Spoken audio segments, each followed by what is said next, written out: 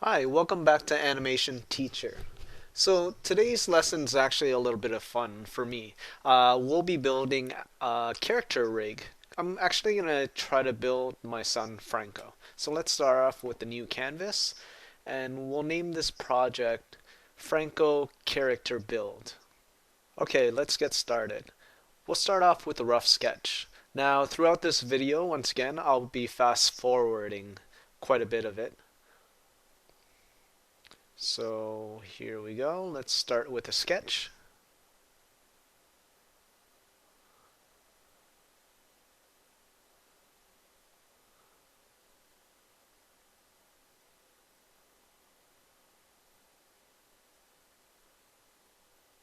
I'm going to turn off edit snapping here so I can resize. Now my son always has this worried look on his face, but he's the sweetest thing and hilarious actually. So this is him.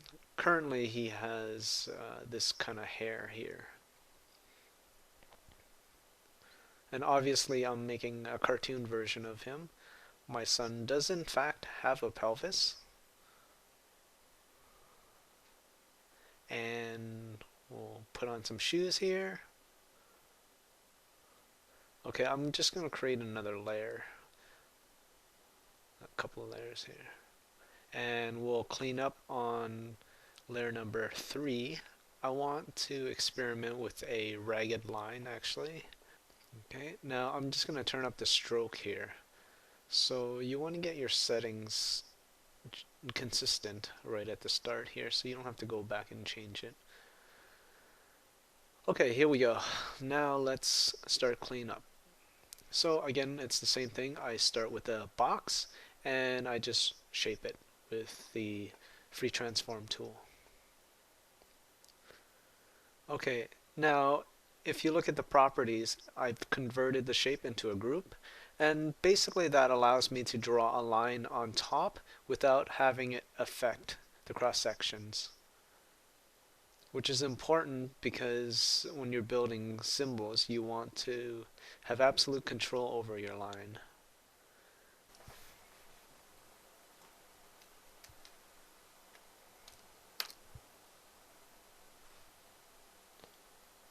Alright, so there's his hair. I'm going to highlight the hair to show you how to distribute to layers. So there they are, layer 4 and layer 5. Layer 4 is the face, and layer 5 is the hair. So I'm just going to put the hair on top of the face. Okay, let's go on to layer 3 and we'll continue our cleanup. Here's the eye, here's the other eye.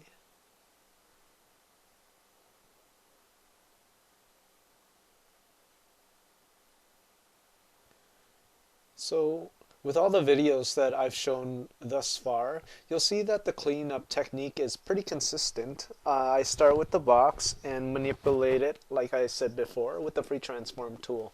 When you start to get used to doing this, you can clean up so many things in such little time. So some of these I haven't turned into groups yet, and it's fine because their lines won't intersect each other. It's only when the lines intersect, like here, you would need it to be converted into a group, or in this case, a symbol. So I'm just going to name it torso symbol.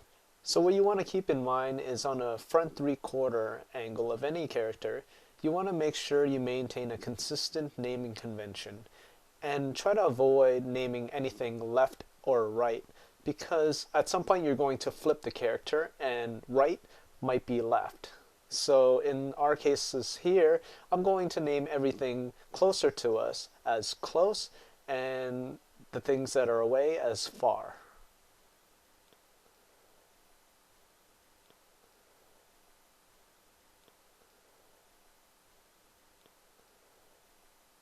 Okay, so I'm going to distribute to layers.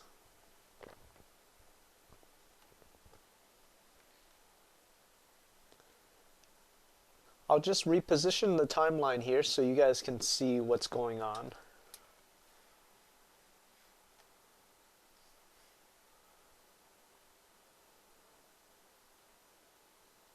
Okay, let's go ahead and do the arms next. I'm going to treat this as one piece to keep things simple. Normally you want to do a bicep and a forearm, but for our demonstration purposes, we'll just do a Franco forearm. Once again, I'm going to name all the close things close, and I'll name all the far things far. So in this case, Franco arm far. And we'll have to reposition the anchor points and make sure they align up. I'm going inside to readjust it. Whenever you have to readjust a registration point, it's important to go inside the actual art and readjust it there. So that way when you double click it, it'll go back to its home anchor point or registration point. Now, there is a technique that you can use that I'm not demonstrating here, but if you finish up your line drawing all in one layer and you copy that into a separate guided layer, you can use that as a reference for whenever you have to change your registration points within a symbol.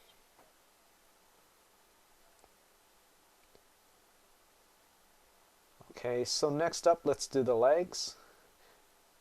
Once again, these aren't groups yet because they're not going to intersect, so I'm not going to have to worry about it. Let's do the hand. So Franco underscore hand far. I'm going to go inside and reposition the anchor point like so.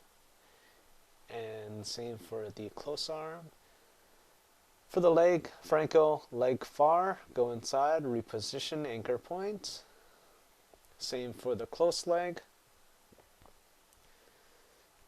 Let's distribute to layers and go ahead with the foot or shoe. Okay, you want to draw things through, as you can see here. It's important to do that because you're going to rotate it and you don't want it, you don't want the art to disappear underneath it. So just remember to draw through your objects. Just going to adjust the registration point here. Okay, so that's pretty much Franco's character. I'm going to unlock the layers here and unlock the rough sketch or hide it. And there's a couple of mixed layers here, as you can see in the properties. So let's locate where they are. There it is. Looks like an eye is a shape. Let's convert that shape into a symbol. Once again, F8 to convert to symbol. Let's name that Franco eyes close. And we'll go to the other one. Franco eyes far. Okay, so that pretty much does it. Let's have a look at all the layers here. As you can see in the properties, it says mixed, which means that there's a group or a shape somewhere here, and I think I know where it is. Okay, so it's the hair. Yep, there, it's a group. So let's convert that into a symbol here. So Franco underscore hair, okay. Let's see what else is, it's still a mix. So a quick way to figure out where things are is to distribute to layers. And if you see a layer named a number, so in this case layer 41, that is your culprit. So in this case, it looks like it's a shape or a group. Okay, I'm just going to convert that face into a symbol.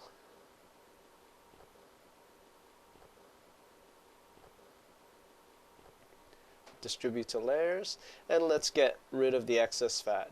So everything is a graphic now. That's good. Let's convert all that into Franco 3/4 front view and set him to play once. Okay, let's get rid of the excess fat. And you know what? Let's throw in the sketches here. So I'm just going to copy frames. When you copy frames, you have to do it on the timeline. It's different than when you copy art on the stage.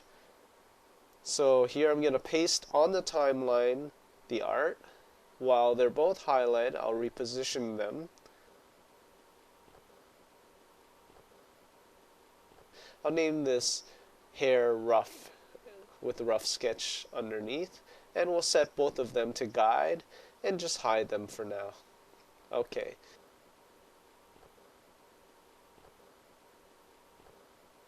And let's expose it to 20 frames. Let's move that around so you can see it's all in one. So let's go inside and we'll distribute to layers all the symbols on layer 1. There it is. We'll get rid of layer 1 now and expose Franco 20 frames inside. We'll set all the symbols to single frame looping, and the next thing we'll do is we'll create a head composition, a head comp.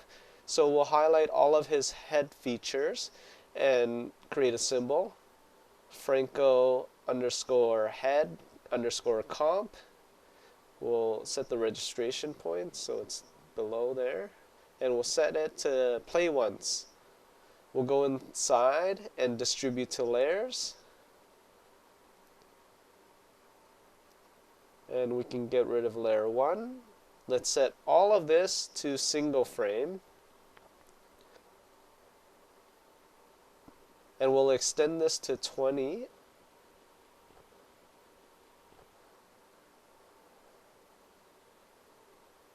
Let's just highlight everything on the outside and distribute to layers, and we'll lose the excess fat. Let's save that. So that pretty much does it. We're done with our line, more or less. We'll have to go in and tweak it later. So let's go inside the head comp and the head, and we'll start filling everything. I'm going to color him basic colors here, but you can play around with it all. It's important to realize you actually have a color palette you can play with. I don't think we need it today, so I'll just choose random colors here. Okay, and let's color everything else. And I'll set this to fast forward so you don't get bored.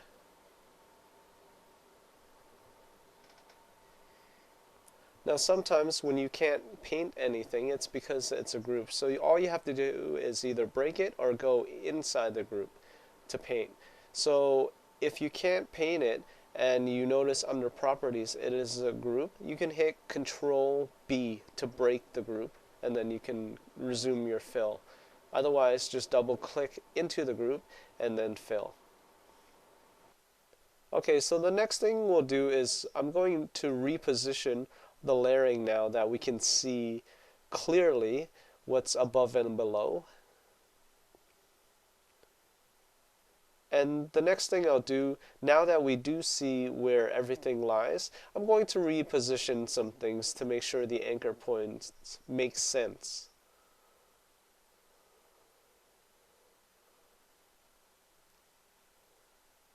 And I'm going to go inside every symbol to make sure the lines line up to where the neutral position is.